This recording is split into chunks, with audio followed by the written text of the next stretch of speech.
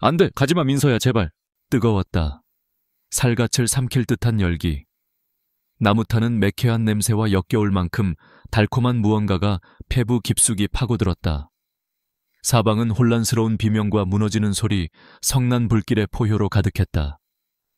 지옥 같은 풍경 속에서 절망적인 목소리가 그녀가 알지 못하는 이름을 외치고 있었다. 작은 손이 그녀의 손을 꽉 잡고 필사적으로 끌어당겼다. 하지만 그 순간 불타는 대들보가 천장에서 무너져 내리며 그들을 갈라놓았다. 마지막 열기가 덮쳐왔고 모든 것이 암흑에 잠겼다. 서연우는 소스라치게 놀라 잠에서 깼다. 가게 문에 달린 풍경 소리가 댕그랑거리며 그녀를 평화로운 현실로 되돌려 놓았다. 또 그 꿈이었다.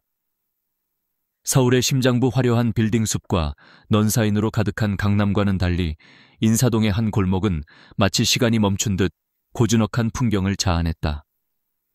낡았지만 정갈한 한옥들 사이로 오래된 간판 하나가 눈에 띄었다. 세월의 소리, 피아노 수리점이었다. 가게 안은 나무와 기름, 그리고 오래된 먼지가 뒤섞인 특유의 냄새로 가득했다. 수십 개의 피아노 부품들이 질서정연하게 벽을 채우고 있었고 가게 중앙에는 해체된 그랜드 피아노 한 대가 수술을 기다리는 환자처럼 누워 있었다. 서연우는 그 고요한 세계의 주인이었다. 올해 28 그녀의 삶은 10년 전 어느 날부터 시작된 것 같았다. 그 이전의 기억은 화마가 휩쓸고 간 폐허처럼 아무것도 남아있지 않았다. 의사는 외상 후 스트레스성 기억 상실이라고 했다. 그녀에게 남은 것은 손목 안쪽에 희미하게 남은 화상 자국과 이따금 꿈속에서 그녀를 괴롭히는 뜨거운 악몽뿐이었다. 그녀는 말수가 적었고 표정 변화도 거의 없었다. 가게 주인인 박영감은 그런 연우를 딸처럼 아꼈다. 10년 전 병원에서 기억을 잃고 혼란스러워하던 그녀를 거두어 기술을 가르쳐준 사람이 바로 그였다. 연우는 피아노를 다룰 때만큼은 다른 사람이 되었다. 그녀의 가느다란 손가락이 건반이나 조율핀 위를 움직일 때면 마치 오랫동안 잊고 있던 언어를 다시 찾은 사람처럼 보였다. 그녀는 피아노의 상처를 알아보는데 특별한 재능이 있었다. 나무의 뒤틀림 현에 미세한 장력 변화, 해머의 마모 상태까지 그녀는 마치 피아노와 대화하듯 그 아픔을 읽어냈다. 오늘도 연우는 평소와 다름없이 해체된 피아노의 액션 모델을 조정하고 있었다. 작은 드라이버를 쥔 손이 섬세하게 움직였다. 입가에서는 자신도 모르게 멜로디 하나가 흘러나왔다. 이름도 출처도 모르는 멜로디. 아주 어릴 때부터 알고 있었던 것처럼 익숙하면서도 안개가 낀 것처럼 아득한 곡조였다. 슬프면서도 따뜻하고 어딘가 그리움이 묻어나는 선율. 그것은 꿈의 잔해와 함께 그녀의 무의식 속에 떠다니는 유일한 조각이었다. 같은 시각 서울의 또 다른 중심 테헤란로에 위치한 아우라그룹 본사 펜트하우스. 통유리창 너머로 서울의 야경이 보석처럼 펼쳐져 있었지만 그 공간을 채우는 것은 차가운 정적뿐이었다. 아우라그룹의 대표 강태주는 검은색 그랜드 피아노 앞에 앉아 있었다.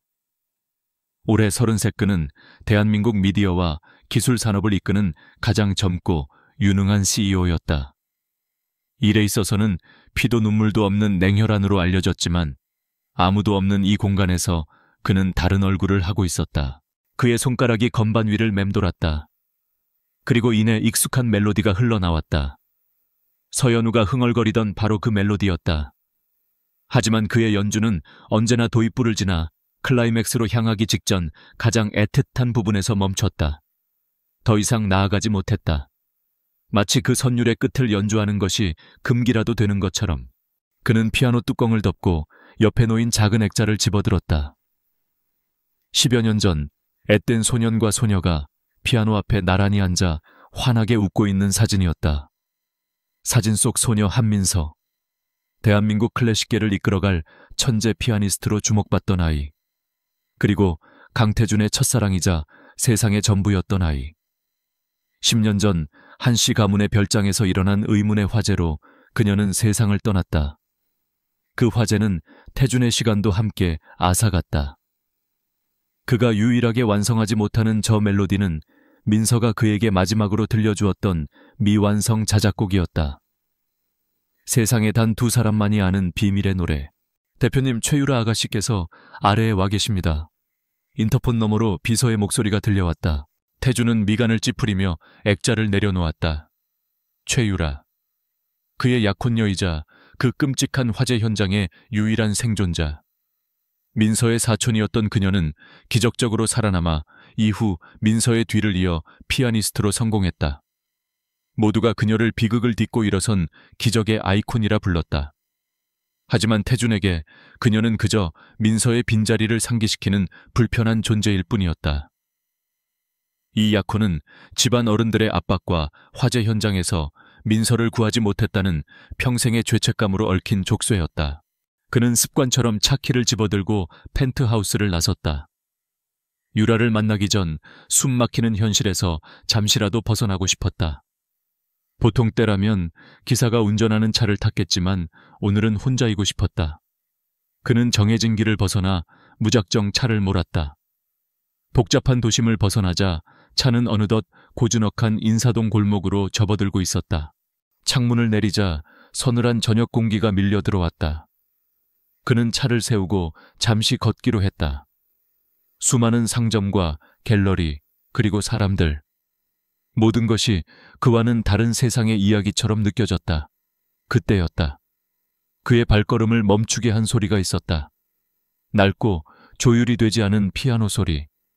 하지만 그 소리가 연주하는 선율은 너무나도 선명했다. 심장이 쿵하고 내려앉았다. 그 멜로디.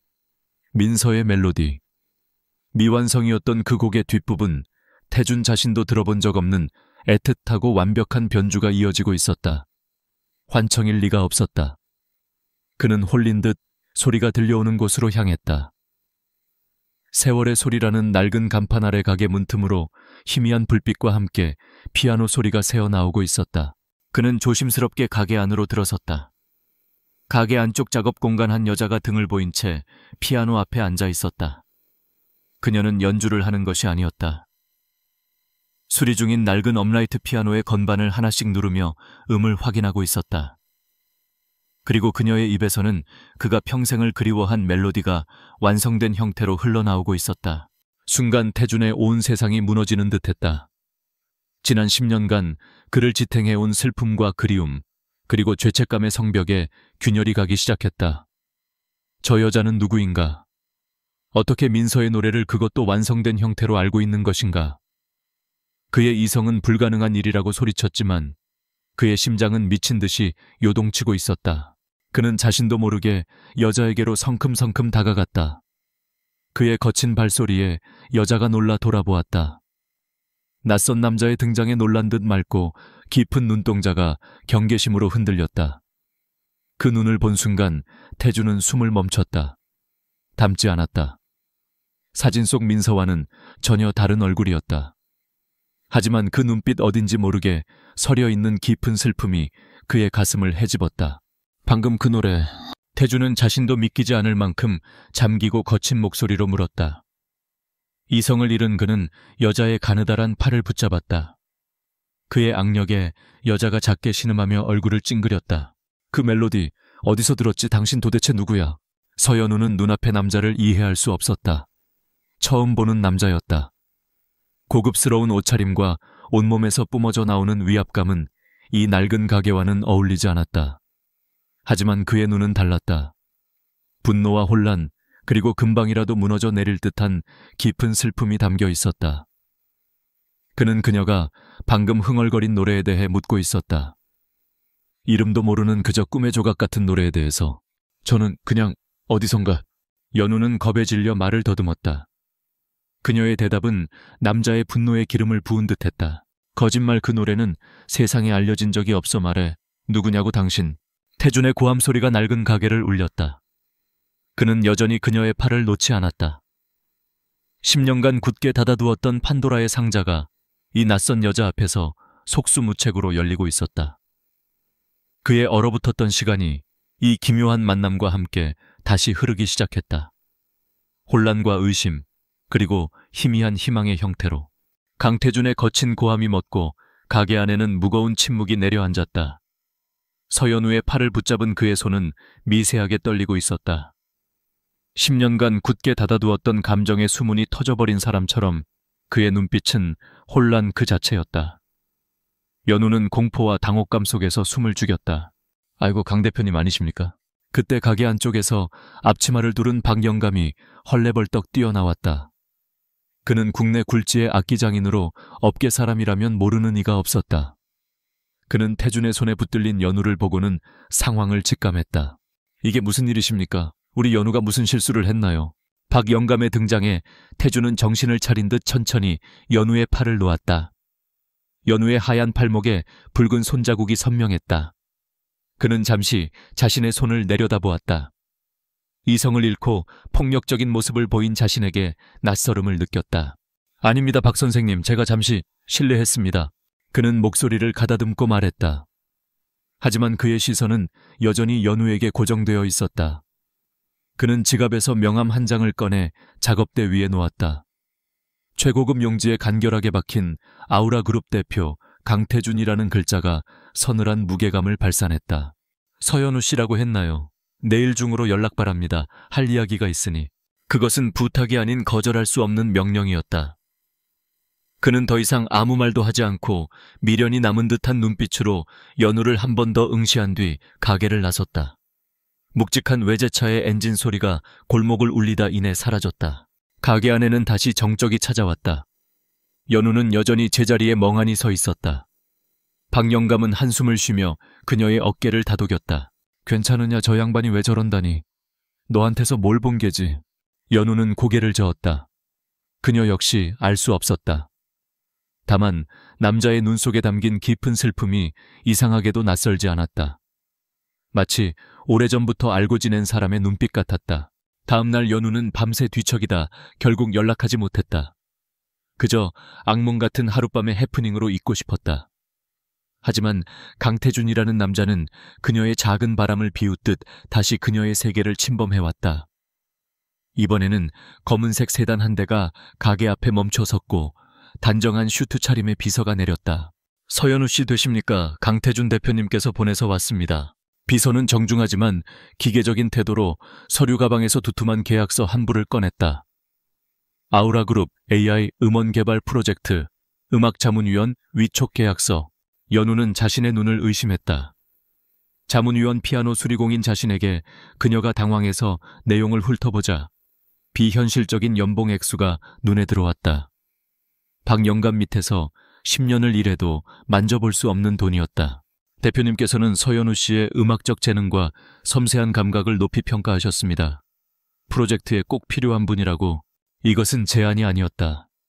거부할 수 없도록 만든 덫이었다. 그 남자는 돈과 권력으로 그녀를 자신의 통제권 안에 두려 하고 있었다. 연우는 알 수 없는 불안감에 휩싸였지만 동시에 호기심이 일었다. 그 남자는 왜 이토록 자신에게 집착하는 걸까? 그가 말한 멜로디의 정체는 무엇일까? 잃어버린 10년의 기억과 관련이 있는 걸까? 결국 연우는 떨리는 손으로 계약서에 서명했다. 박영감은 걱정스러운 눈빛이었지만 그녀의 선택을 말리지는 않았다. 연우의 첫 출근 날 아우라그룹의 거대한 빌딩은 그녀를 압도했다.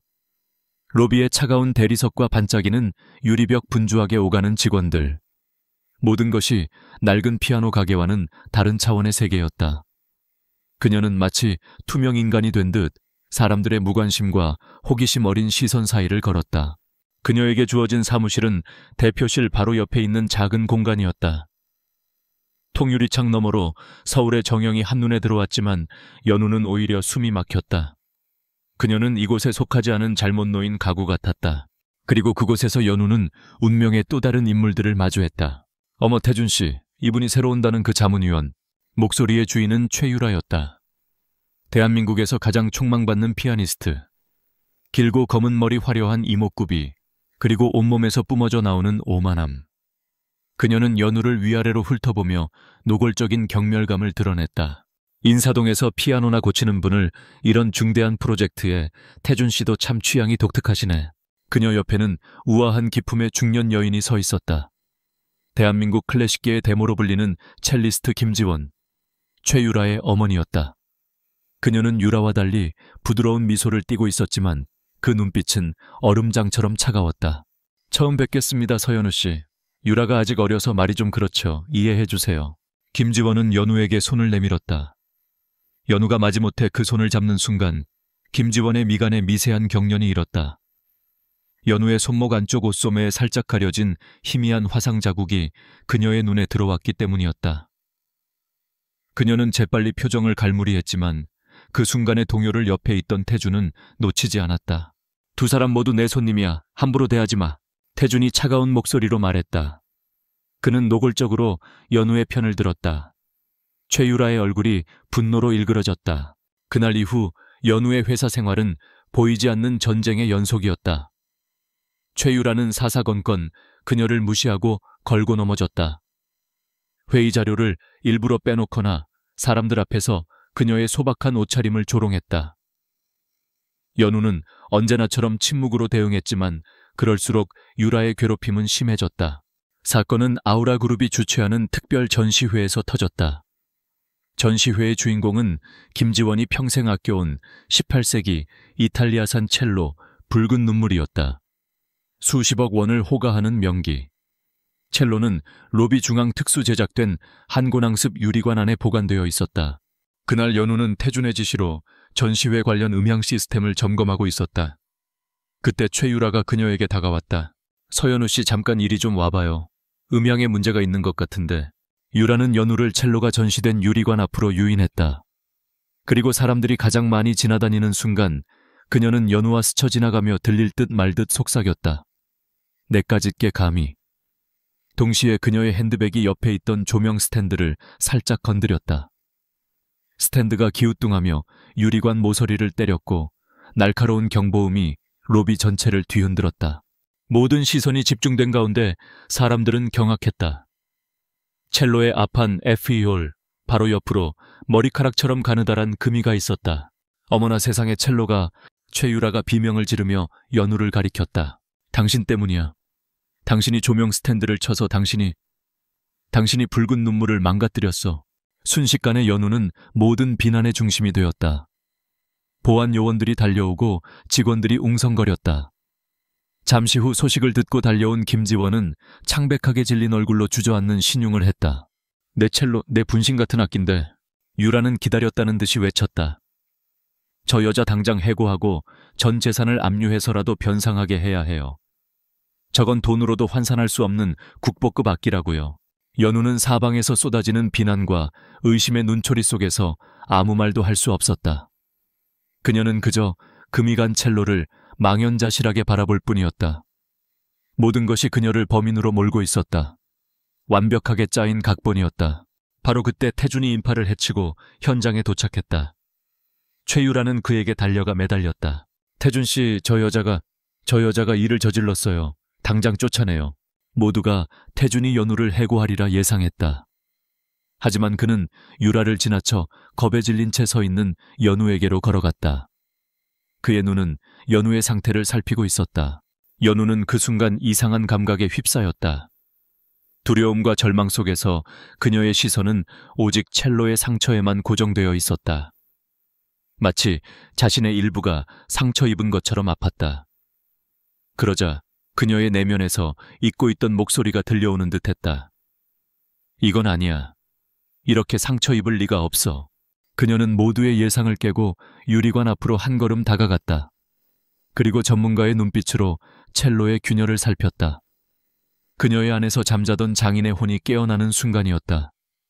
그녀는 나지막하지만 단호한 목소리로 입을 열었다. 그 목소리는 로비의 모든 소음을 잠재웠다. 이 균열은 외부 충격으로 생긴 게 아닙니다. 사람들이 의아한 눈으로 그녀를 쳐다보았다. 그녀는 금이 간 부분을 손가락으로 가리켰다. 급격한 습도 변화로 인한 스트레스성 균열입니다.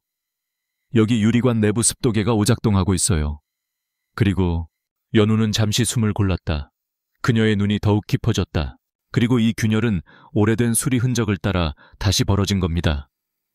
안쪽에 덧댄 나무 조각의 접착제가 이미 수명을 다했어요. 그 말을 듣는 순간 김지원의 얼굴에서 핏기가 사라졌다. 그녀의 우아한 가면이 산산조각 났다. 그 오래된 수리 흔적.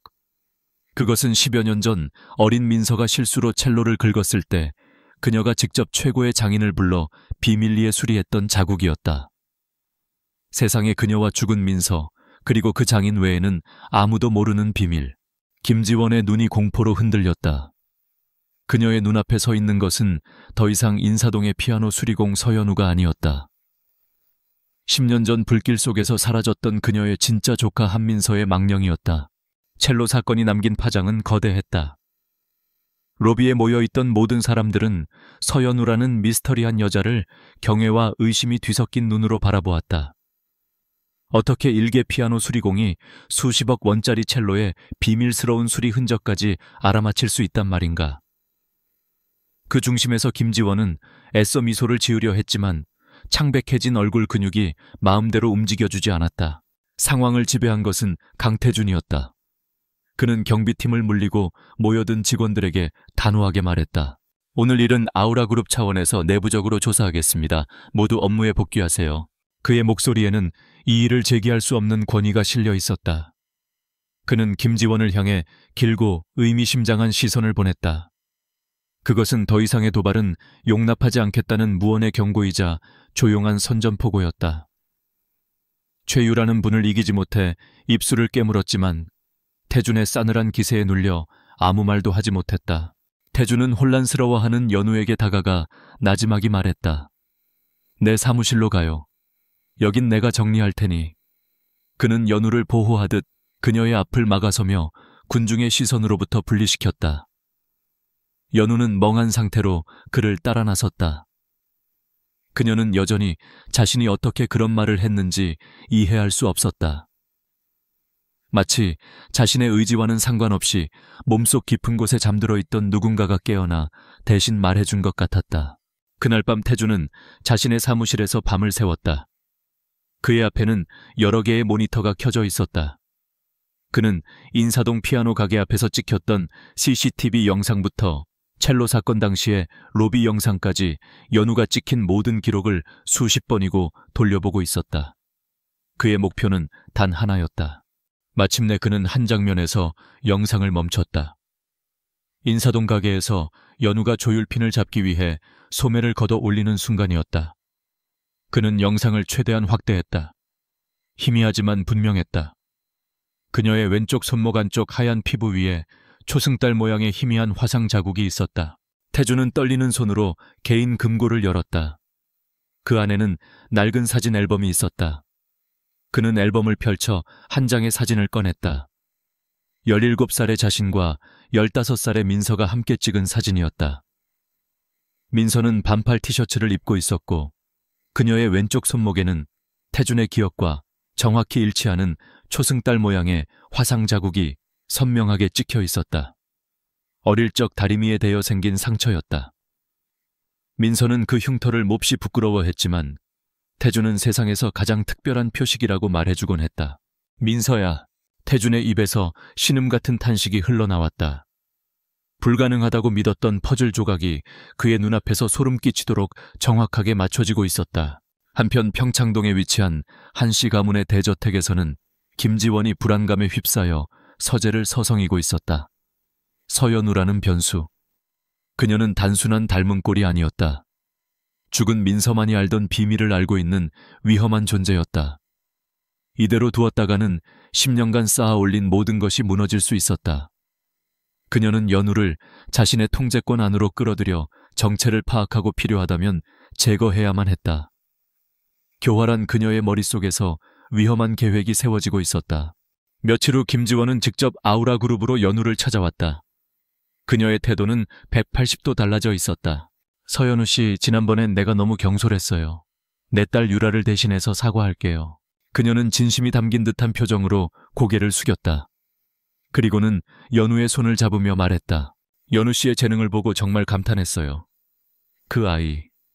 내 조카 민서 이후로 그런 눈을 가진 사람은 처음 봤어요. 그녀는 눈시울을 붉히며 아련한 표정을 지었다. 완벽한 연기였다. 실은 부탁이 하나 있어요. 우리 집에 민서가 쓰던 피아노가 한 대 있어요.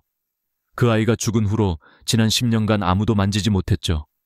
그런데 연우 씨라면 그 피아노의 영혼을 다시 깨워줄 수 있을 것 같아요. 부디 우리 집에 와서 그 피아노를 조율해주지 않겠어요. 그것은 거절하기 힘든 감성적인 제안이었다. 연우의 마음이 흔들렸다. 한민서라는 죽은 소녀의 이름이 그녀의 닫힌 기억의 문을 두드리는 듯했다. 본능은 위험하다고 경고했지만 자신의 과거를 알고 싶다는 갈망이 더 컸다. 그녀는 태준과 상의했다. 태준은 즉시 그것이 함정임을 직감했다. 하지만 동시에 한씨 가문의 저택이야말로 모든 비밀이 잠들어 있는 곳이라는 것을 알았다. 이것은 위험하지만 놓칠 수 없는 기회였다. 가요. 대신 내가 보이지 않는 곳에서 지켜줄게요. 무슨 일이 생기면 즉시 빠져나와요. 결국 연우는 김지원의 초대를 수락했다. 약속한 날 연우는 김지원이 보낸 차를 타고 평창동의 한씨 저택에 도착했다. 위험 있는 대문을 지나자 현대적인 건축미와 어우러진 아름다운 전통 한옥의 모습을 드러냈다. 잘 가꿔진 정원의 소나무 향기 발밑에 느껴지는 돌길의 감촉. 모든 것이 처음 보는 풍경이었지만 이상하게도 몸이 기억하는 듯한 기시감에 연우는 걸음을 멈췄다. 김지원은 그녀를 저택 안쪽 가장 깊숙한 곳에 있는 음악실로 안내했다. 육중한 나무 문이 열리자 먼지 쌓인 햇살이 방 안을 비췄다. 방 중앙에는 하얀 천으로 덮인 그랜드 피아노가 유령처럼 서 있었다. 사방의 벽에는 민서의 사진과 낡은 악보들이 전시되어 있었다. 마치 시간이 멈춰버린 신전 같았다. 이 피아노예요. 민서가 가장 아꼈던 베젠도르퍼죠. 연우는 천천히 피아노로 다가가 조심스럽게 하얀 천을 걷어냈다. 검고 유려한 몸체가 드러나자 그녀는 저도 모르게 탄성을 내뱉었다. 그녀의 손가락이 건반 위를 스쳤다. 차갑고 매끄러운 상아 건반의 감촉. 그 순간 아주 희미하지만 선명한 기억의 파편이 그녀의 뇌리를 스치고 지나갔다. 작은 아이의 웃음소리, 그리고 피아노 선율. 그녀는 고개를 저으며 잡념을 떨쳐내고 조율 도구를 꺼내 작업에 집중하기 시작했다. 피아노의 상태를 점검하던 중 그녀는 페달 아래쪽 다리 하나가 미세하게 기운 것을 발견했다. 수평을 맞추기 위해 바닥에 무릎을 꿇었을 때였다. 그녀의 손끝에 피아노 아래쪽 마룻바닥의 한 부분이 살짝 삐걱거리는 것이 느껴졌다. 호기심이 발동했다. 그녀는 조심스럽게 그 마룻바닥의 틈새에 손가락을 넣어들어 올렸다. 그러자 먼지 쌓인 작은 비밀 공간이 드러났다. 그 안에는 정교한 나무 조각으로 장식된 낡은 오르골 상자 하나가 놓여 있었다. 심장이 세차게 뛰기 시작했다. 연우는 홀린 듯 떨리는 손으로 오르골 상자를 꺼내 들었다. 그리고 천천히 뚜껑을 열었다. 맑고 청가한 오르골 소리가 정적을 깨고 울려 퍼졌다. 그녀가 그리고 강태준이 그토록 찾아 헤맸던 바로 그 멜로디였다. 하지만 그녀를 무너뜨린 것은 음악이 아니었다. 오르골 상자 안쪽 벨벳 안감에 붙어있는 낡은 사진 한 장. 해맑게 웃으며 오르골을 끌어안고 있는 어린 소녀의 사진이었다. 그 사진을 보는 순간 닫혀있던 기억의 댐이 무너져 내렸다. 꿈이 아니었다. 이것은 진짜 기억이었다. 따스한 햇살이 가득했던 정원 엄마의 부드러운 목소리, 달콤한 라일락 향기. 우리 민서 이건 비밀이야. 엄마랑 민서만의 비밀 상자.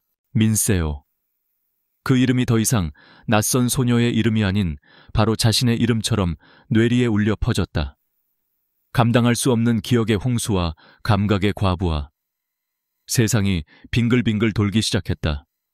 시야가 흐려지고 귀가 먹먹해졌다. 그녀는 힘없이 바닥으로 쓰러졌다. 그녀의 곁에서는 낡은 오르골이 슬픈 멜로디를 끊임없이 연주하고 있었다. 음악실 문틈으로 김지원이 그 모습을 지켜보고 있었다. 그녀의 얼굴은 경악과 공포로 하얗게 굳어 있었다. 10년 전 뜨거운 불길 속에 묻어버렸다고 믿었던 비밀이 바로 지금 그녀의 눈앞에서 망령처럼 되살아나고 있었다. 서연우가 쓰러진 음악실에는 오르골의 서글픈 멜로디만이 가득했다. 김지원은 문간에 못 박힌 듯 서서 바닥에 쓰러진 연우와 제멋대로 울리고 있는 오르골을 번갈아 보았다. 그녀의 첫 반응은 연민이나 걱정이 아니었다. 생존 본능에 가까운 공포였다. 그녀는 황급히 방으로 들어가 연우가 아닌 오르골 상자를 먼저 낚아챘다. 10년 전 그 끔찍한 날의 유일한 증거물. 이것이 강태준의 손에 들어가는 날에는 모든 것이 끝장이었다. 그녀는 오르골 뚜껑을 거칠게 닫아버리고 자신의 핸드백 깊숙이 숨겼다. 그제야 그녀의 시선이 연우에게 향했다. 이대로 두면 의심을 살 것이다. 그녀는 애써 침착함을 가장하며 저택의 집사 박영감을 호출했다. 박 집사 서연우 씨가 갑자기 현기증으로 쓰러졌어요. 아무래도 과로한 모양이니 손님 방에 잠시 눕혀드려야겠어요. 그녀의 목소리는 미세하게 떨렸지만 박영감은 알아채지 못했다. 그는 다른 하인들과 함께 연우를 조심스럽게 부축해 2층의 손님 방으로 옮겼다. 김지원은 그 모습을 지켜보며 딸 유라에게 전화를 걸었다. 유라야, 일이 아주 안 좋게 됐어. 그 아이가 기억을 찾기 시작한 것 같아. 수화기 너머로 유라의 날카로운 비명소리가 들려왔다. 연우는 낯선 방 부드러운 침대 위에서 눈을 떴다. 머리가 깨질 듯 아팠다. 희미하게 떠오르는 기억의 조각들. 오르골 사진 속 소녀, 그리고 민서라는 이름. 하지만 모든 것이 꿈처럼 흐릿했다. 그녀가 혼란스러워하며 몸을 일으키자 문을 열고 김지원이 들어왔다. 그녀의 손에는 따뜻한 차가 들려 있었다. 괜찮아요, 서연우 씨. 갑자기 쓰러져서 얼마나 놀랐는지. 요즘 일이 많이 힘들었나 봐요. 김지원의 얼굴에는 진심 어린 걱정이 서려 있었다. 연우는 의심과 혼란 속에서 물었다. 오르골, 제가 오르골을 본 것 같은데? 김지원은 안타깝다는 듯 한숨을 쉬었다. 아, 민서의 낡은 오르골 말인가요? 연우 씨가 그걸 보고는 많이 감상적이 된 모양이더군요. 죽은 아이의 물건이라. 아마 너무 감정이입을 한 탓에 몸이 놀란 거겠죠. 사람은 가끔 너무 힘들면 헛것을 보기도 한답니다. 완벽한 거짓말이었다. 그녀는 연우의 기억을 스트레스로 인한 환각으로 교묘하게 몰아갔다. 연우는 더 이상 아무 말도 할 수 없었다. 자신의 기억조차 믿을 수 없는 상황. 그녀는 결국 지친 몸을 이끌고 김지원이 마련해준 차를 타고 저택을 떠났다.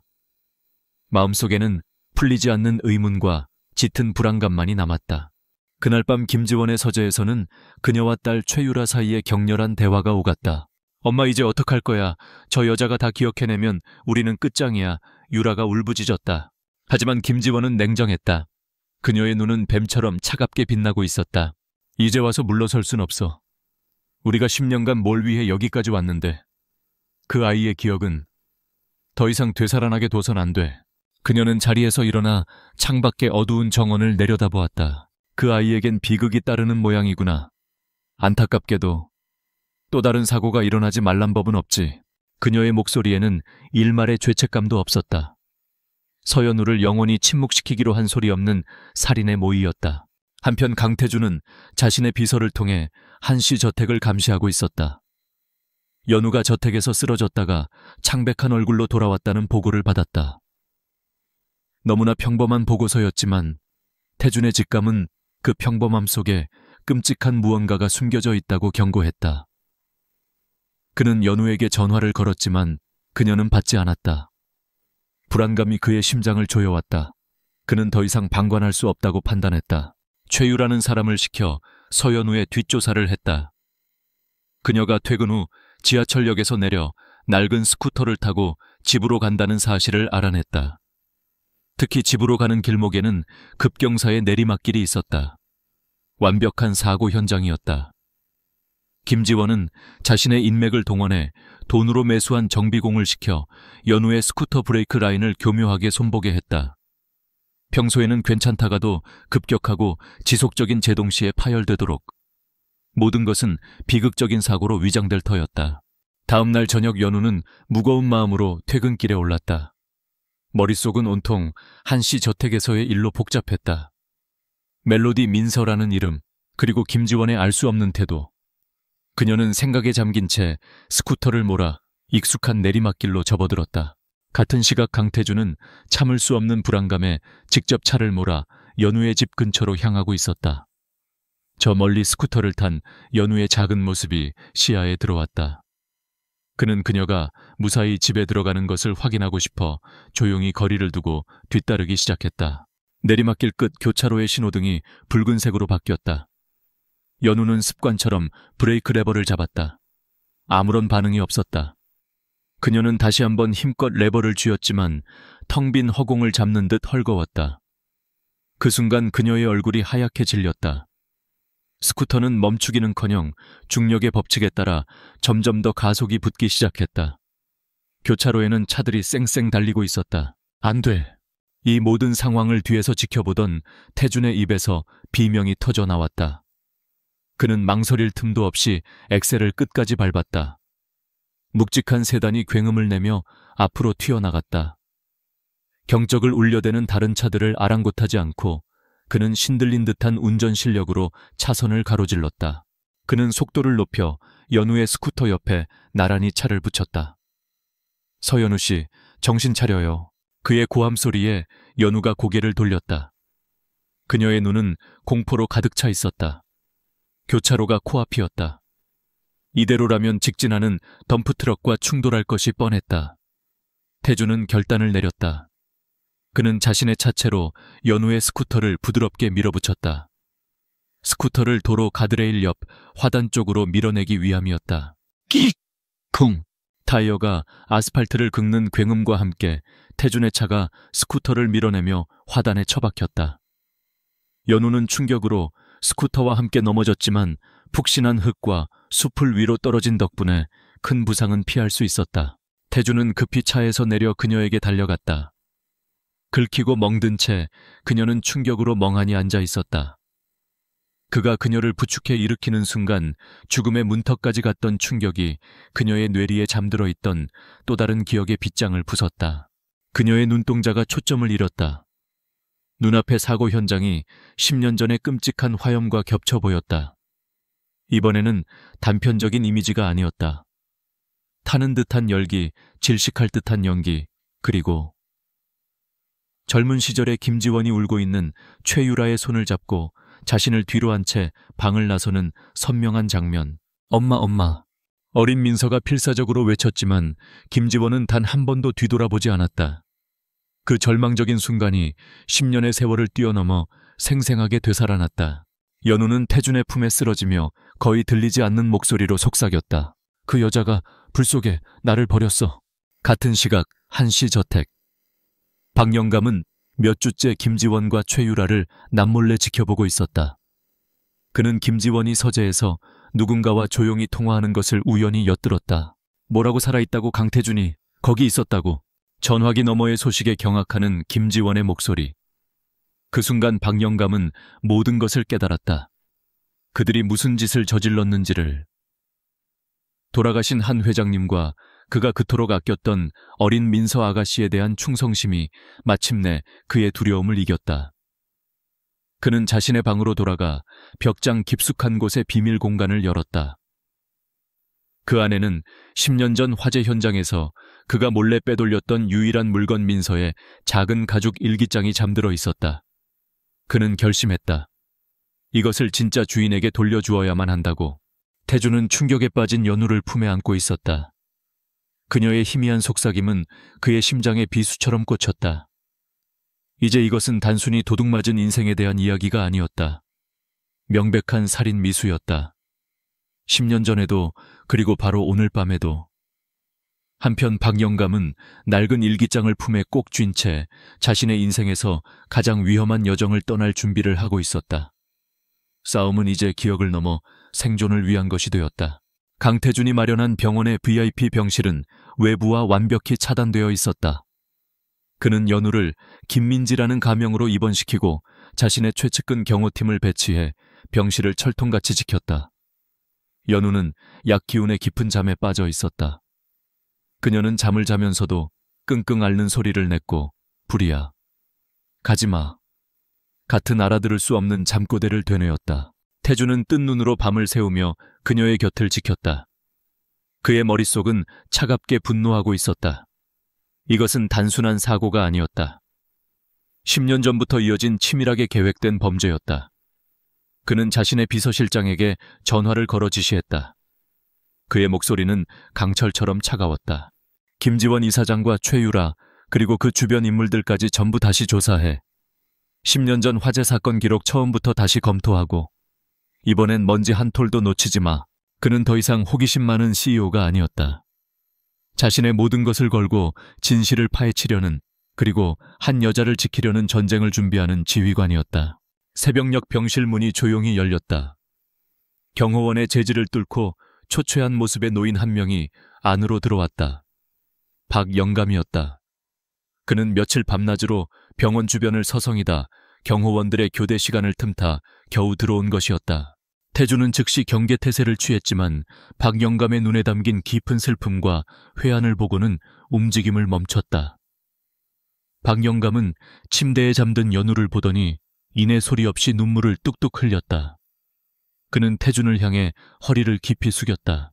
도련님, 강태준 도련님 맞으시지요? 그는 태준마저 알아보고 있었다. 그는 잠든 연우를 향해 목맨 소리로 속삭였다. 아가씨, 살아계셨군요. 이 늙은이가 죄인입니다. 10년간 진실을 외면한 죄 주거 마땅합니다. 박영감은 품속에서 조심스럽게 작은 가죽 일기장 하나를 꺼냈다.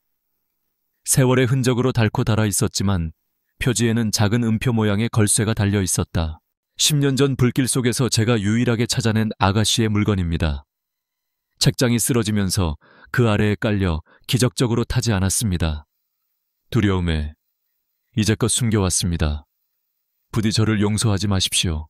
그는 떨리는 손으로 잠든 연우의 손에 일기장을 쥐어주었다. 그리고는 태준을 향해 간절한 눈빛으로 말했다.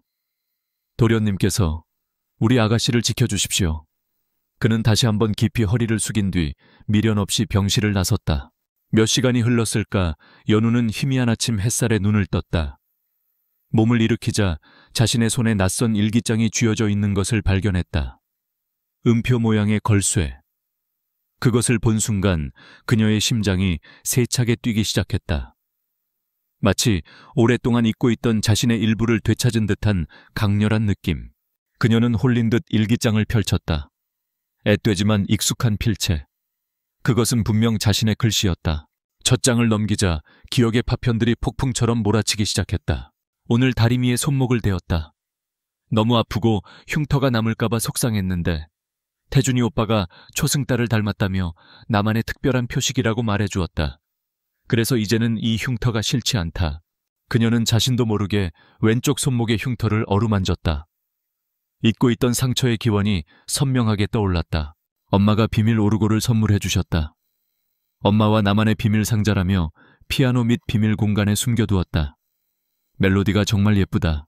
제목은 아직 비밀. 한시 저택에서의 기억이 파도처럼 밀려왔다. 오늘 지원 이모의 첼로 붉은 눈물을 만져보다가 살짝 긁고 말았다. 너무 무서워서 엉엉 울었는데 이모는 화내지 않으셨다. 비밀리에 수리할 테니 우리 둘만의 비밀로 하자고 하셨다. 이모는 정말 천사 같다. 첼로 사건의 진실. 그녀가 어떻게 그 비밀을 알았는지에 대한 해답이었다. 그녀의 손이 가쁘게 떨리며 마지막 장으로 향했다. 화재 당일 몇 시간 전에 쓰인 마지막 기록이었다. 지원 이모와 유라 언니가 이상하다. 엄마 아빠는 유럽 연주회 때문에 안 계시는데 이모가 오늘 밤 특별한 게임을 하자고 했다. 왜일까? 조금 무섭다. 그 마지막 문장을 읽는 순간 연우의 머릿속을 가로막고 있던 마지막 벽이 무너져 내렸다. 뜨거운 불길 매캐한 연기, 그리고 자신을 불길 속에 남겨둔 채 울부짖는 유라를 데리고 방을 나서는 김지원의 차가운 얼굴. 모든 것이 완전한 하나의 끔찍한 서사로 완성되었다. 눈물이 쉴 새 없이 흘러내렸다. 잃어버린 10년의 세월 돌아가신 부모님, 그리고 자신을 배신한 사람들에 대한 슬픔과 분노가 뒤섞여 터져 나왔다. 그녀는 일기장을 가슴에 품고 젖은 눈으로 태준을 바라보았다. 그녀의 눈빛은 더 이상 혼란스럽지 않았다. 그 안에는 10년의 고통을 고스란히 간직한 한민서의 영혼이 담겨 있었다. 태준 오빠, 나야, 민서. 그 한마디에 강태준의 마지막 이성의 끈이 끊어졌다. 그는 그녀를 힘껏 끌어안았다. 그녀의 작은 어깨가 가늘게 떨리고 있었다. 10년간 짊어져온 죄책감과 그리움이 뜨거운 눈물이 되어 흘러내렸다. 이것은 고통스럽지만 완전한 재회였다. 내가 다 되돌려 놓을게. 전부 다. 태준은 그녀의 귓가에 맹세하듯 속삭였다. 이제 그들은 하나의 목표를 가진 동맹이었다. 하지만 김지원의 방역은 그들의 예상보다 훨씬 빠르고 잔혹했다. 강태준과 서연우의 스쿠터 사고 소식이 어떻게인지 언론에 새어나갔다. 김지원은 이 기회를 놓치지 않고 여론을 자신에게 유리하게 돌리기 위해 먼저 선수를 쳤다. 그녀는 긴급 기자회견을 열었다. 슬픔에 잠긴 상처받은 이모의 얼굴을 하고 카메라 앞에 섰다. 서연우라는 여성은 제 죽은 조카 민서를 향한 과도한 집착을 가진 매우 불안정한 상태의 팬입니다. 지난 몇 달간 저희 가족을 스토킹하며 제 딸 유라를 괴롭혀왔습니다. 그녀는 교묘하게 편집된 CCTV 영상과 문자 메시지들을 증거로 제시했다. 첼로 사건은 질투심에 눈이 먼 계획적인 파손 행위였으며 스쿠터 사고는 강태준 대표의 동정심을 유발하기 위한 자작극 혹은 극단적 선택 시도라고 몰아갔다. 언론은 재벌 3세와 유명 피아니스트 그리고 미스터리한 스토커라는 자극적인 소재에 열광했다. 순식셔널에 인터넷은 신데렐라를 꿈꾼 스토커의 위험한 집착, 피아니스트 최유라 잔혹한 사기극의 피해자와 같은 제목의 기사들로 도배되었다. 병원 침대 위 민서는 자신의 얼굴이 정신병자 스토커라는 낙인과 함께 뉴스 화면을 가득 채우는 것을 망연자실하게 바라보았다. 휴대폰은 알 수 없는 번호로부터의 욕설과 저주가 담긴 메시지로 쉴 새 없이 울려댔다. 마침내 자기 자신을 되찾은 바로 그 순간 세상은 그녀에게 괴물이 되라고 강요하고 있었다. 태주는 분노로 굳은 얼굴을 한 채 그녀의 곁을 지켰지만 상황은 최악이었다. 대중의 분노는 맹목적이었고 진실은 거짓의 파도에 잠식당하고 있었다. 기자회견의 마지막 김지원은 눈물을 글썽이며 카메라를 향해 말했다. 저희는 그저 서연우 씨가 그녀에게 절실히 필요한 정신과적 도움을 받기를 바랄 뿐입니다. 민서는 꺼진 TV 화면에 비친 자신의 얼굴을 보았다. 세상이 만들어낸 괴물의 얼굴이었다. 공적인 싸움은 이미 시작되었고 그들은 가장 잔인한 방식으로 첫 번째 라운드에서 패배했다. 김지원의 기자회견이 끝난 후 병실은 폭풍이 휩쓸고 간 듯한 침묵에 잠겼다. 민서는 넋나간 사람처럼 꺼진 TV 화면만 응시하고 있었다. 세상의 모든 손가락이 자신을 향해 비난의 화살을 날리고 있었다. 10년 만에 되찾은 한민서라는 이름 위에는 스토커, 정신병자, 사기꾼이라는 끔찍한 낙인이 찍혀 있었다. 절망이 그녀의 온몸을 쇠사슬처럼 감았다. 그때 강태준이 그녀의 어깨를 감싸 안았다. 그의 분노는 이미 차갑게 식어 강철 같은 결의로 변해 있었다. 그는 연민의 말을 건네는 대신 그녀의 눈을 똑바로 바라보며 말했다. 그들이 무대를 이용해 우릴 공격했어요. 그렇다면 우리는 더 큰 무대를 만들어 진실을 보여주면 돼요. 그의 목소리에는 흔들림 없는 확신이 담겨 있었다. 그는 민서가 더 이상 숨거나 도망치지 않기를 바랐다. 그녀가 상처 입은 피해자가 아닌 자신의 운명을 되찾는 전사가 되기를 원했다. 그날부터 병실은 비밀스러운 전쟁 지휘 본부가 되었다. 태주는 자신의 최측근인 비서실장과 법무팀장 그리고 업계 최고의 위기관리 전문가를 병실로 불렀다. 민서는 더 이상 보호받는 존재가 아니었다. 그녀는 침대에서 일어나 이 싸움의 가장 중요한 주체로서 회의에 참석했다. 목표는 단순히 서연우 아니 한민서 씨의 누명을 벗기는 것이 아닙니다. 태준이 회의를 시작했다. 김지원과 최유라가 다시는 제기할 수 없도록 그들의 거짓된 명성과 위선을 대중 앞에서 완전히 무너뜨려야 합니다. 위기관리 전문가는 고개를 저었다. 대표님, 현재 여론은 최악입니다. 대중은 약자인 척하는 최유라와 김지원에게 완전히 감정이입을 한 상태입니다. 지금 우리가 무슨 말을 한들 변명으로밖에 들리지 않을 겁니다. 태주는 고개를 끄덕였다. 말로 하지 않을 겁니다. 보여줄 겁니다. 그들이 절대 흉내낼 수 없는 진짜만이 보여줄 수 있는 것을. 그의 시선이 민서에게 향했다. 음악으로 증명하는 겁니다. 그렇게 대담하고 위험한 계획이 세워졌다. 언론의 이목을 가장 확실하게 끌 수 있는 미끼, 바로 강태준과 최유라의 약혼 공식 발표를 이용하기로 한 것이다. 아우라 그룹의 차세대 AI 작곡 프로젝트 에코의 론칭 쇼케이스와 함께 그 자리에서 약혼을 발표한다는 소식을 퍼뜨리기로 했다. 민서의 역할은 그 계획의 클라이맥스를 장식하는 것이었다. 그녀는 자신의 음악으로 자신의 존재를 증명해야 했다. 두려웠지만 그녀는 피하지 않았다. 이것은 그녀 자신의 싸움이었다. 며칠 후 아우라 그룹의 공식 발표는 대한민국을 들썩이게 했다. 강태준 대표 논란의 중심에서 약혼 전격 발표. 모든 언론과 대중의 관심이 쇼케이스가 열릴 아우라 아트센터로 집중되었다. 이 소식을 들은 김지원과 최유라는 마침내 승리를 손에 넣었다고 확신했다. 엄마 봤지, 결국 강태준은 내 남자야. 그깟 피아노 수리공 따위가 감히 넘볼 상대가 아니었다고. 최유라는 최고급 드레스숍에서 약혼식에 입을 순백의 드레스를 고르며 의기양양하게 말했다. 김지원은 딸의 모습에 만족스러운 미소를 지으면서도 마음 한구석의 불안감을 떨치지 못했다. 강태준이 너무 쉽게 굴복하는 것이 마음에 걸렸다. 하지만 승리에 도취한 유라의 기세를 꺾고 싶지는 않았다. 쇼케이스 당일, 아우라 아트센터는 발 디딜 틈 없이 인산인해를 이루었다. 수백 명의 기자들과 재계 정계 문화계의 유명 인사들이 모두 모여 세기의 이벤트를 기다리고 있었다. 같은 시각 무대 뒤편의 작은 대기실. 민서는 소박하지만 기품 있는 남색 드레스를 입고 있었다. 곁에는 태준이 있었다. 그는 아무 말 없이 그저 그녀의 손을 꼭 잡아주었다. 그의 단단한 손의 온기가 그녀의 떨리는 마음에 용기를 불어넣었다. 그녀는 무대 구석 장막 뒤에 숨겨진 또 한 대의 베젠도르퍼 그랜드 피아노 앞에 앉았다. 차가운 건반에 손을 얹자 신기하게도 마음이 차분해졌다. 잠시 후 화려한 스포트라이트를 받으며 최유라와 김지원이 등장했다. 그들은 마치 개선 장군처럼 레드카펫을 걸었고 모든 카메라 플래시가 그들에게 터졌다. 최유라는 마치 신부처럼 눈부신 흰색 드레스를 입고 있었다. 마침내 쇼케이스가 시작되었다. 무대에 오른 강태준은 흔들림 없는 모습이었다. 그는 카리스마 넘치는 모습으로 AI 작곡 프로젝트 에코에 대한 인상적인 프레젠테이션을 진행했다. 그리고 모두가 기다리던 순간이 왔다. 프레젠테이션을 마치기 전 최근 저를 둘러싼 여러 소문에 대해 명확히 말씀드리고자 합니다. 그리고 그 이야기를 위해 제 약혼 여인 피아니스트 최유라 씨를 이 무대로 모시겠습니다. 엄청난 박수와 함께 최유라가 무대 위로 올라왔다. 그녀는 승리자의 미소를 지으며 태준의 팔짱을 꼈다. 태준은 그녀를 바라보며 부드럽게 말했다.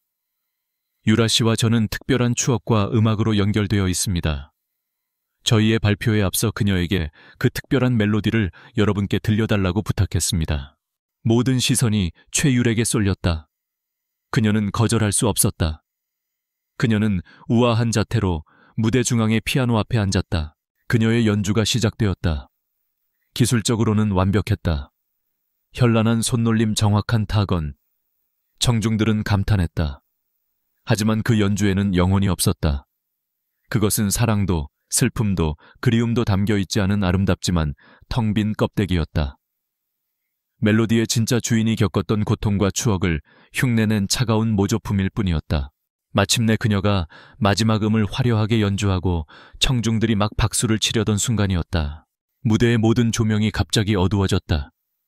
최유라가 앉아있던 피아노 위로 희미한 빛만이 남았다. 청중들이 웅성거리기 시작했다. 그때 단 하나의 부드러운 스포트라이트가 무대 반대편을 비췄다. 어둠 속에 숨겨져 있던 또 한 대의 피아노. 그리고 그 앞에 앉아있는 한 여자의 모습이 드러났다. 서연우, 아니 한민서였다. 터져 나오려던 박수 소리가 일순간 멎었다.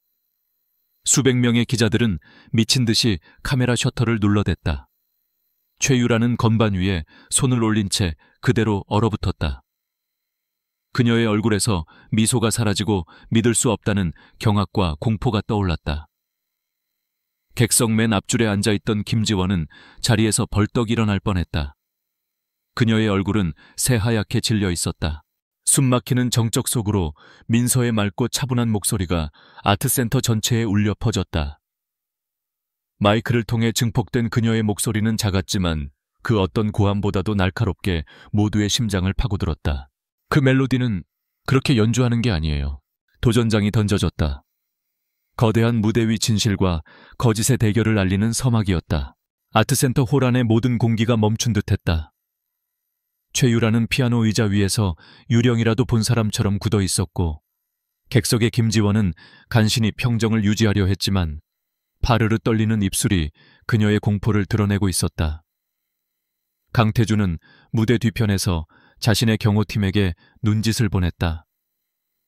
김지원 측의 사람들이 움직이려 하자 건장한 남자들이 조용히 그들의 앞을 가로막았다.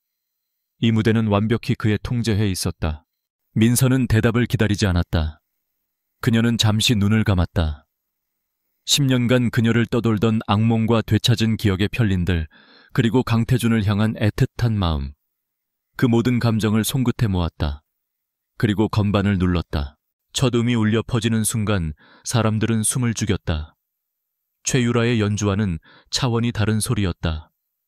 그녀의 연주는 한씨 저택의 따스했던 햇살과 어머니의 부드러운 미소, 그리고 어린 시절 태중과 함께 나누었던 풋풋한 약속들의 기억으로 시작되었다. 맑고 순수한 멜로디는 청중들의 마음을 부드럽게 어루만졌다. 하지만 곡이 진행되면서 선율은 점차 불안과 혼란의 그림자를 드리우기 시작했다. 동경했던 이모의 차가운 눈빛, 사촌의 알 수 없는 질투. 선율은 점차 격정적으로 변해갔다. 마침내 멜로디는 화염처럼 타오르는 불협화음의 절정으로 치달았다. 그것은 단순한 음악이 아니었다. 뜨거운 열기 비명 무너져 내리는 건물의 잔해, 그리고 배신감에 찢어지는 어린 소녀의 절규였다. 청중들은 마치 10년 전의 비극적인 화재 현장을 직접 목격하는 듯한 전율에 휩싸였다. 격렬한 클라이맥스가 지나고 피아노 소리는 다시 잦아들었다. 마지막 선율은 모든 것을 잃고 10년간 홀로 떠돌아야 했던 한 영혼의 깊은 슬픔과 고독을 담고 있었다. 마지막 음이 여운을 남기며 허공으로 사라졌을 때 홀 안에는 완전한 침묵만이 흘렀다. 몇몇 사람들은 자신도 모르게 눈물을 훔치고 있었다. 그들은 이야기의 전말을 몰랐지만 그녀의 음악이 담고 있는 진실의 무게를 온몸으로 느끼고 있었다. 그 마지막 음의 여운이 사라지기 전 무대 뒤편의 거대한 스크린이 살아났다. 프로젝트 에코의 로고가 사라지고 강태준의 차갑고 명료한 목소리가 장내에 울려 퍼졌다.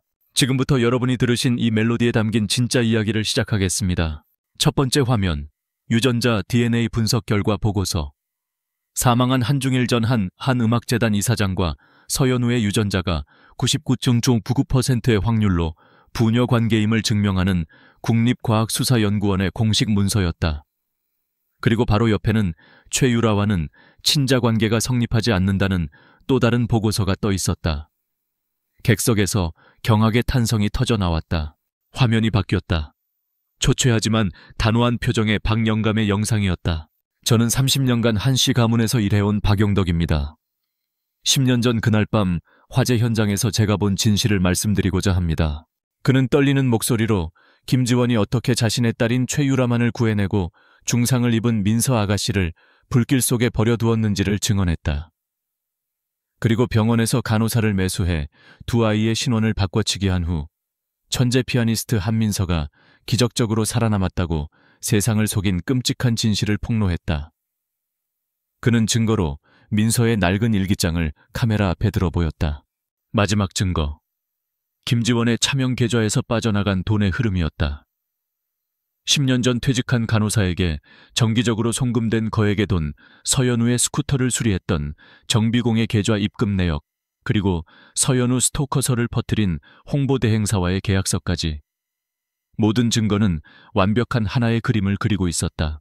모든 홀의 카메라가 스크린에서 무대 위의 최유라와 객석의 김지원에게로 향했다. 아니야, 이건 전부 거짓말이야. 최유라가 마침내 무너져 내렸다. 지난 10년간 그녀를 짓눌러온 거짓의 무게와 대중 앞에서 모든 것이 발각되었다는 공포가 그녀의 이성을 마비시켰다. 그녀는 머리를 쥐어뜯으며 히스테릭하게 소리쳤다. 내 잘못이 아니야. 전부 엄마가 시켰어. 난 한민서가 되고 싶지 않았어. 난 그냥 태준 오빠 당신을 갖고 싶었을 뿐이야. 공황 상태에서 터져나온 그녀의 자백은 스스로에게 사형 선고를 내린 것이나 다름없었다. 김지원은 딸의 비명이 울려 퍼지는 동안 얼음 조각처럼 굳어 있었다. 그녀의 완벽했던 가면이 산산조각 나고 그 아래에 감춰져 있던 탐욕과 죄악의 민낯이 드러났다. 대기하고 있던 경찰들이 조용히 그녀에게 다가서는 것이 보였다. 모든 것이 끝났다. 바로 그 혼란의 순간 객석 맨 앞줄에서 한 여인이 조용히 자리에서 일어났다. 강태준의 어머니이자 아우라 그룹의 안주인 박선희였다. 그녀는 한민서의 데모다이무였고 민서를 친딸처럼 아꼈다. 그녀는 남편의 만류를 뿌리치고 홀린 듯 무대를 향해 걸어나갔다. 기자들이 기적처럼 길을 열었다. 그녀는 무대 바로 앞에서 멈춰섰다. 그녀의 시선은 오직 피아노 앞에 앉아있는 민서에게만 고정되어 있었다. 10년간의 그리움과 슬픔, 그리고 눈앞의 기적에 대한 믿을 수 없는 희망이 뒤섞여 그녀의 얼굴 위로 눈물이 되어 흘러내렸다. 그녀의 목소리는 작게 떨렸지만 고요해진 홀 전체에 선명하게 울렸다. 민서야, 우리 민서 맞지? 민서는 자신을 향한 기억 속 가장 따뜻했던 그 얼굴을 마주 보았다. 그녀의 마지막 감정의 방어벽이 무너져 내렸다. 그녀는 고개를 끄덕였다. 새로운 눈물이 그녀의 뺨을 타고 흘러내렸다. 네, 대모님. 공적인 진실은 밝혀졌고 악인들은 몰락했다. 하지만 이 조용하고 개인적인 재회의 순간이야말로 한민서가 10년 만에 처음으로 세상에게 진정으로 환영받는 그녀의 진짜 승리의 순간이었다. 수많은 카메라 플래시가 마치 성스러운 빛처럼 눈물 흘리는 두 여인을 비추고 있었다. 아우라 아트센터는 거대한 혼돈의 소용돌이에 휩싸였다. 수백 명의 기자들이 무너진 최유라와 넋이 나간 김지원을 향해 미친 듯이 플래시를 터뜨렸다. 경찰과 경호원들이 뒤엉켜 아수라장이 된 현장. 강태준의 경호팀은 그 모든 혼란을 뚫고 민서와 박선희 여사를 위한 방패가 되어 그들을 비밀 통로로 이끌었다. 10년간의 고요했던 삶과 극명한 대조를 이루는 그 소란 속에서 민서는 어지러움을 느꼈다. 다음 날 대한민국은 발칵 뒤집혔다. 도둑맞은 멜로디, 10년간의 거짓 인생 피아니스트 최유라의 몰락, 화염 속에서 돌아온 비운의 천재 한민서의 기적. 모든 신문과 방송의 헤드라인이 그녀의 이야기로 도배되었다. 여론은 하룻밤 사이에 180도 돌아섰다. 어제까지 스토커라며 돌팔매질하던 대중은 이제 그녀에게 경이로운 찬사와 뜨거운 동정심을 보냈다. 하지만 민서에게는 아직 풀어야 할 가장 아픈 매듭이 남아있었다. 그녀의 진짜 어머니, 태준과 박선희 여사는 민서를 데리고 경기도 외곽의 한적한 요양원으로 향했다. 그곳에는 지난 10년간 세상과 단절된 채 살아온 바이올리니스트 한서연이 있었다. 민서의 어머니. 그녀는 딸을 잃은 충격으로 정신이 쇠약해졌고 교활한 동생 김지원은 언니의 병을 이용해 그녀를 이곳에 유폐시킨 뒤 모든 재산을 관리해왔다. 재회의 순간은 행복보다 고통에 가까웠다. 병실 문이 열리고 민서가 들어서는 순간 창백한 얼굴로 창밖만 바라보던 한서연의 몸이 그대로 굳었다. 그녀는 유령이라도 본 듯 믿을 수 없다는 눈으로 딸을 바라보았다. 민서. 그녀는 떨리는 손을 뻗어 민서의 얼굴을 그리고 손목의 흉터를 어루만졌다. 마침내 딸의 온기가 손끝에 전해지자 그녀는 어린아이처럼 오열하기 시작했다. 내 아가 살아있었구나. 엄마가 미안해. 엄마가 지켜주지 못해서 미안해. 민서는 자신을 끌어안고 우는 어머니의 깡마른 등을 마주 안았다. 어렴풋이 기억나는 따뜻한 품. 하지만 그 품 속에서 그녀는 사랑과 함께 지난 10년간의 원망과 버려졌다는 상처를 동시에 느꼈다. 왜 진실을 알아보지 못했냐는 차마 입 밖으로 꺼낼 수 없는 질문이 그녀의 목을 메이게 했다. 그것은 즉각적인 치유가 아닌 앞으로 아주 오랜 시간이 걸릴 고통스러운 화해의 시작이었다. 하지만 운명은 그들에게 숨 돌릴 틈조차 허락하지 않았다. 민서가 어머니의 병실에서 막 나왔을 때 태준의 휴대폰이 다급하게 울렸다. 그의 아버지 강민혁 회장이 쓰러졌다는 소식이었다. 서울대병원 중환자실. 공기는 납처럼 무거웠다. 이미 건강이 좋지 않았던 강 회장은 TV 생중계로 모든 충격적인 진실을 목격한 뒤 급성 심근경색으로 쓰러진 것이었다. 주치의는 가망이 없다는 사형 선고 같은 말을 내뱉었다. 몇 시간 후 강 회장은 기적적으로 잠시 의식을 되찾았다. 그는 핏기 없는 손으로 아들 태준을 불렀다. 태준아, 네가 진실을 밝혀낸 것이 자랑스럽다. 하지만 회사가 위험하다. 그는 가쁜 숨을 몰아쉬며 말했다. 아우라그룹의 주가는 스캔들로 인해 폭락했고 이 틈을 타 평생의 라이벌이었던 태양그룹의 박 회장이 적대적 인수합병을 시도하고 있다는 것이었다. 내가 마지막으로 준비해둔 카드가 있다. 태양그룹과의 전략적 합병이다. 그것은 회사를 지킬 유일한 방법이었다. 하지만 거기에는 잔인한 조건이 붙어 있었다. 박 회장은 두 가문이 사돈을 맺을 때만 합병에 동의하겠다고 했다. 즉, 강태준이 그의 외동딸 박소진과 결혼해야만 한다는 것이었다. 강 회장은 아들의 손을 붙잡고 애원했다. 알아. 이게 얼마나 잔인한 부탁인지. 하지만 이 회사는 내 평생이다. 내게 물려줄 유산이야. 제발 회사를 지켜다오. 내 마지막 부탁이다. 태준은 망치로 머리를 맞은 듯한 충격에 휩싸였다. 10년 만에 되찾은 사랑과 죽어가는 아버지의 유언, 그리고 수만 명 직원의 생계. 그는 선택의 여지가 없는 절벽 끝에 내몰렸다. 그는 너무나 연약한 상태의 민서에게 차마 이 사실을 털어놓을 수 없었다. 그저 아버지가 위독하시고 회사에 큰 위기가 닥쳤다고만 둘러댔다. 며칠 후 민서가 어머니의 병실에서 뉴스를 보던 중 연예정보 프로그램에서 익숙한 얼굴을 발견했다. 화면 속에는 단독 포착이라는 자막과 함께 강태준이 한 호텔 카페에서 어떤 아름답고 세련된 여성과 마주 앉아 심각한 대화를 나누는 파파라치 사진이 떠 있었다. 사진 속 여성은 태양그룹의 외동딸 박소진이었다.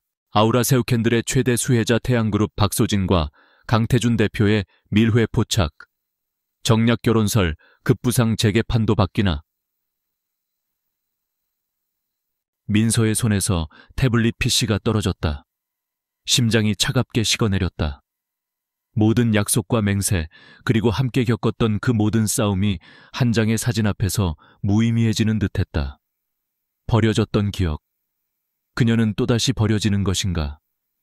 세상이 겨우 그녀에게 삶을 돌려주나 싶었는데 이제는 가장 믿었던 사람마저 빼앗아 가려 하고 있었다. 그녀의 눈에 비친 것은 비즈니스 미팅이 아니었다. 명백한 배신이었다. 바로 그때 지치고 괴로운 표정의 태준이 병실 문을 열고 들어왔다. 그는 바닥에 떨어진 태블릿 PC와 그 화면을 보고 창백하게 굳어버린 민서의 얼굴을 보았다. 그는 모든 것을 설명하려 입을 열었다. 하지만 그보다 먼저 민서가 상처 입은 눈으로 그를 올려다보며 거의 들리지 않는 목소리로 물었다. 그녀의 목소리는 유리 조각처럼 위태롭게 떨리고 있었다. 결국 나를 또 버리는 거야. 그 한마디는 그 어떤 비난보다도 날카롭게 태준의 심장을 찔렀다. 사랑과 의무 사이에 갇힌 그의 침묵은 그 순간 세상에서 가장 잔인한 긍정처럼 보였다. 민서의 가슴 아픈 질문이 텅 빈 병실을 울렸다. 결국 나를 또 버리는 거야. 강태준은 그 자리에 얼어붙었다. 아니라고, 절대로 아니라고 소리치고 싶었다. 죽어가는 아버지의 유언과 회사의 운명, 그리고 이 모든 것을 위태로운 상태의 그녀에게 설명해야 하는 그 복잡한 진실의 무게가 그의 혀를 마비시켰다. 그의 치명적인 실수는 바로 그 망설임이었다. 민서는 그의 침묵에서 모든 답을 읽었다. 그녀는 더 이상 묻지 않았다. 울거나 소리치지도 않았다. 대신 그녀의 눈빛에서 모든 빛이 사라졌다. 10년간 그녀를 버티게 했던 마지막 희망의 불씨가 꺼져버린 사람처럼 깊고 차가운 체념이 그녀를 감쌌다. 알겠어. 그녀는 나지막이 속삭이고는 그에게서 등을 돌렸다. 더 이상 마주할 힘조차 없다는 무언의 거절이었다. 태준은 심장이 찢어지는 듯한 고통 속에서 차마 발길이 떨어지지 않는 병실을 나올 수밖에 없었다. 그날 이후 민서는 놀라울 정도로 강한 사람이 되었다. 그녀는 슬픔에 잠식당하는 대신 그 고통을 연료 삼아 앞으로 나아가기 시작했다. 10년간의 외로운 생존이 그녀에게 가르쳐준 유일한 것이었다. 그녀는 태준이 마련해준 호텔을 나와 먼지 쌓인 평창동의 본가로 들어갔다. 텅 빈 저택은 유령이라도 나올 듯 스산했지만 그녀는 두렵지 않았다. 이곳은 그녀가 되찾아야 할 자신의 역사였다. 그녀는 낡은 가구들을 직접 닦고 정원을 가꾸며 집안에 다시 생기를 불어넣었다. 그녀의 유일한 안식처는 음악실이었다. 그녀는 몇 시간이고 피아노 앞에 앉아 있었다. 건반을 누르는 것은 그녀에게 일종의 기도이자 내면의 상처를 치유하는 과정이었다. 그녀는 어린 시절 만들었던 미완성의 곡들을 다시 꺼내 지난 10년의 세월이 가르쳐준 슬픔과 성숙을 담아 새로운 선율로 완성해 나갔다. 또한 그녀는 더 이상 과거에만 머물러 있지 않았다. 김지원에게 강탈당했던 한음악재단의 정상화를 위해 직접 발로 뛰기 시작했다. 박 영감과 태준이 붙여주었던 변호사의 도움을 받아 재단의 비리를 파헤치고 잃어버린 유산을 되찾기 위한 힘든 법적 싸움을 시작했다. 그녀는 더 이상 비운의 천재 소녀가 아니었다. 자신의 삶과 유산을 책임지는 강인한 여성이었다. 민서가 자신의 삶을 재건하는 동안 강태준은 또 다른 전쟁터에서 사투를 벌이고 있었다. 그는 세상의 비난을 감수하며 태양그룹의 박소진과 계속해서 만남을 가졌다. 만남의 분위기는 로맨스와는 거리가 멀었다.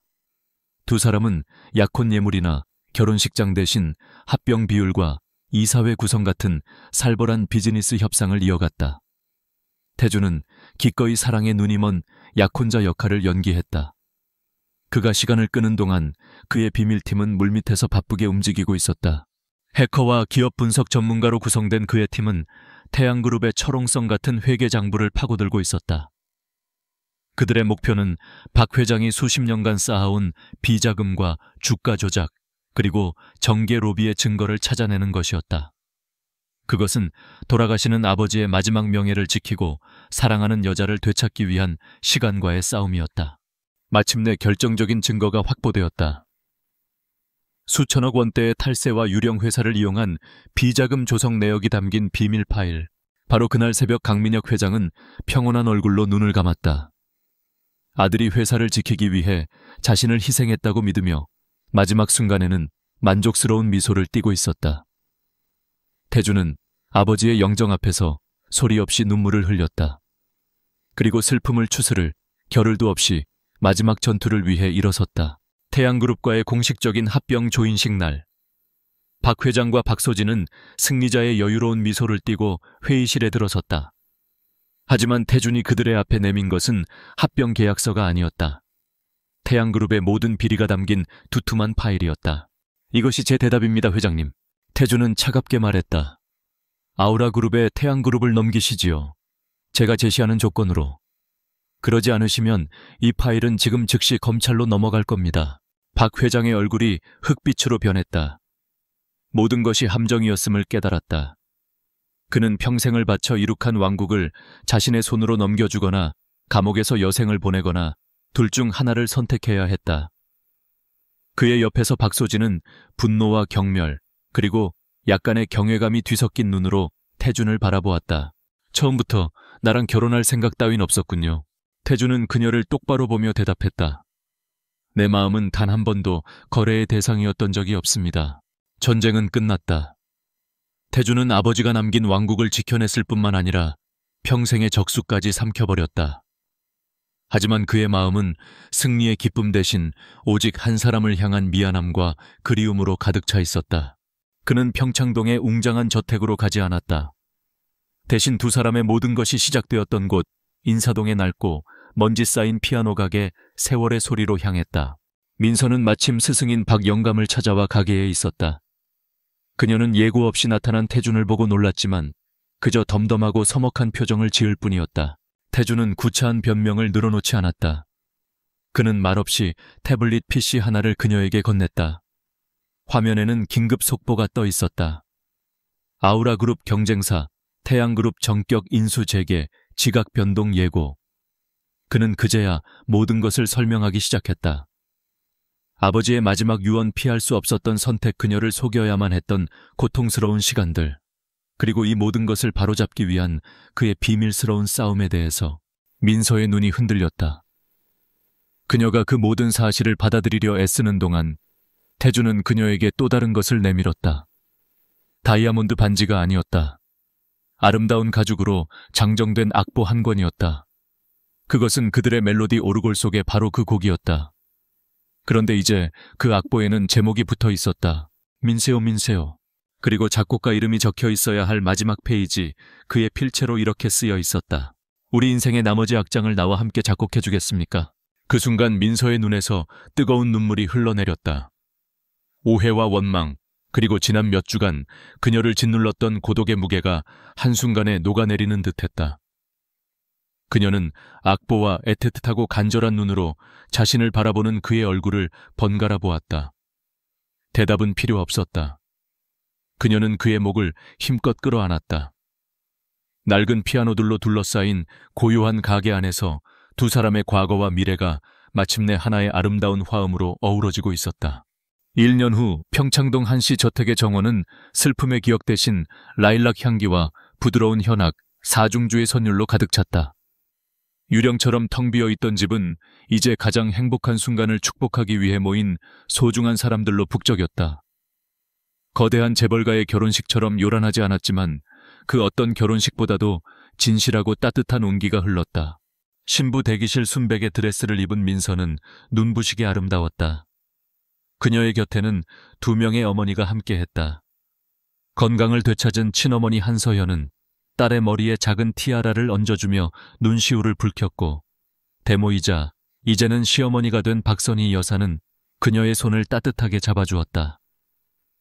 10년의 공백을 메우기라도 하듯 세 여자는 말없이 서로의 존재를 확인하며 미소 지었다. 정원의 버진 로드 끝에서 태주는 민서를 기다리고 있었다. 그는 지난 1년간 그녀가 얼마나 강인하게 자신의 삶을 되찾아왔는지 바로 곁에서 지켜보았다. 그녀는 더 이상 보호가 필요한 연약한 여인이 아니었다. 자신의 상처를 끌어안고 그것을 성장의 자양분으로 삼아 더욱 단단해진 그가 세상에서 가장 존경하고 사랑하는 여자였다. 마침내 그들의 멜로디가 현악 사중주로 부드럽게 연주되기 시작했다.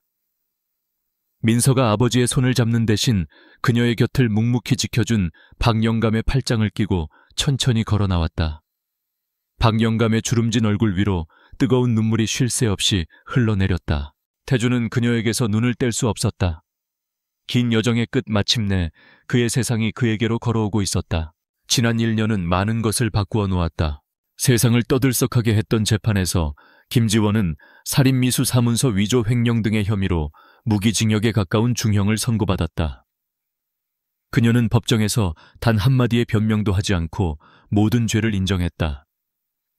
최유라는 심신미약을 인정받아 치료감호소에 수감되었다.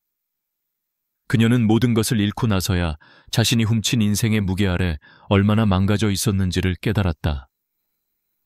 김지원은 감옥에서 꾸준히 민서에게 사죄의 편지를 보내왔다. 민서는 그 편지들을 읽었지만 아직 답장은 하지 않았다. 용서는 그리 간단한 문제가 아니었다. 다만 그녀의 마음속에서 들끓던 증오는 점차 희미해지고 있었다. 민서는 한음악재단을 성공적으로 되찾았다. 그녀는 재단을 사리사욕을 채우는 비리단체가 아닌 재능은 있지만 형편이 어려운 어린 음악가들을 후원하는 진정한 의미의 재단으로 탈바꿈시켰다. 그녀는 자신의 아픔을 다른 이들의 꿈을 피워내는 걸음으로 사용했다. 어머니 한서연과의 관계도 느리지만 단단하게 회복되고 있었다. 모녀는 말 대신 음악으로 대화했다. 저택의 음악실에서 민서의 피아노와 서연의 바이올린이 어우러지는 날들이 많아졌다. 그 선율 속에서 두 사람은 서로의 상처를 보듬고 잃어버렸던 시간들을 치유해 나갔다. 태준 역시 변화했다. 그는 태양그룹을 성공적으로 흡수 합병하여 아우라그룹을 업계의 독보적인 1위로 올려놓았다. 하지만 그는 더 이상 일에만 미쳐있는 냉혈한 CEO가 아니었다.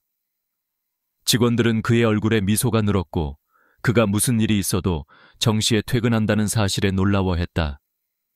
그의 세상의 중심은 이제 회사가 아닌 민서였기 때문이었다. 결혼 서약이 끝나고 두 사람은 정원에 마련된 작은 무대로 향했다. 태주는 하객들 앞에서 마이크를 잡았다. 오늘 이 자리에서 제 아내에게 평생을 약속하며 이 곡을 바치고 싶습니다. 그는 민서를 바라보며 그랜드 피아노로 이끌었다. 민서는 미소를 지으며 피아노 앞에 앉았다. 그리고 다시 그들의 멜로디를 연주하기 시작했다. 하지만 이번의 연주는 이전과 달랐다. 곡에 담겨있던 아픔과 혼란의 부분은 한결 부드럽고 성숙해져 있었다. 마지막 악장은 더 이상 슬픔이나 고독이 아닌 모든 것을 이겨낸 자의 깊고 평화로운 힘과 희망으로 가득 차 있었다. 그녀가 연주하는 동안 태주는 그녀의 등 뒤에 서서 어깨를 감쌌다. 영원히 당신 곁을 지키겠다는 굳건한 약속이었다. 그리고 2년의 시간이 더 흘렀다. 햇살이 가득한 어느 오후 평창동 저택의 음악실은 평화로운 웃음소리로 가득했다. 민서는 피아노 앞에 앉아 있었다. 그녀의 무릎 위에는 작고 사랑스러운 여자아이가 앉아 깨르르 웃고 있었다. 두 사람의 딸, 소리소리였다. 태주는 그런 두 사람의 곁에 앉아 행복한 눈으로 그들을 바라보고 있었다. 소리야, 이렇게. 민서와 태주는 아이의 작고 통통한 손가락을 잡아 함께 피아노 건반을 눌렀다. 도, 레, 미. 그들의 멜로디의 첫 세음이었다. 아이는 제 손끝에서 울려 퍼지는 맑은 소리가 신기한 듯 까르르 웃음을 터뜨렸다. 그 웃음소리는 피아노 선율과 완벽하게 어우러져 세상에서 가장 아름다운 화음이 되었다. 어떤 멜로디는 기쁨 속에서 태어나고 어떤 멜로디는 고통 속에서 태어난다. 하지만 세상에서 가장 아름다운 멜로디는 기쁨과 고통을 모두 끌어안고 피어나는 법이다. 두 사람의 삶이, 그리고 이제 세 사람이 함께 만들어갈 미래가 바로 그런 교향곡이었다. 태주는 민서의 어깨를 끌어안았고 민서는 그의 어깨에 머리를 기댔다. 세 사람은 따스한 오후의 햇살 속에서 슬픔으로 시작되었던 하나의 멜로디로부터 눈부시게 행복한 새로운 악장을 함께 연주하기 시작하고 있었다.